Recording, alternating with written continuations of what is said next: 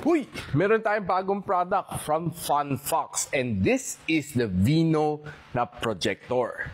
Ng project up to 150 inch. And kaya na mag-spin away from any angle, 360 degrees. Inside the box, meron tayong controller, HDMI cable, adapter, and of course yung projector itself. Andito ang kanyang power button, menu button, and the other functions of course. Sa likod pwede mo kabitan ng AV, USB port, HDMI port, and of course pwede ka magkabit ng speaker as well. Dito ang kanyang power port. Kalin lang natin itong plastic and I'll hook it to my PC para try natin. So i-set up lang natin for the first time. So ayan, magsa-set up muna tayo. English. So ayan, hinahanda na niya para sa atin. And so ganito ang itsura ng kanyang home screen. Okay. So, inantay lang natin mag-load lahat to, no? So, on preset, ang daming mong pwede nang gawin dito. Netflix, YouTube, Prime Video, Spotify, no? Meron kang ESPN, Kodi, and the rest is, nandito lang, so search mo lang. It's very easy to navigate.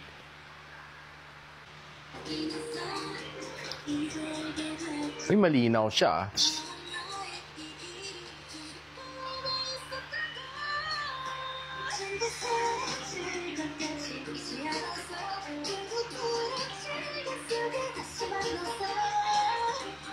Pwede mo gawin sa kanya is parang extension ng iyong PC or iyong laptop. Now, what I do here is that pinort ko siya using HDMI port, cable, and right now, let's just watch a quick movie dito. So, kung manood ka naman ng concert, equally nice din. Yung sounds niya, katamtaman lang, not the best sounds na you have. But definitely, you can always use a loudspeaker. Pero decent naman ka na speaker.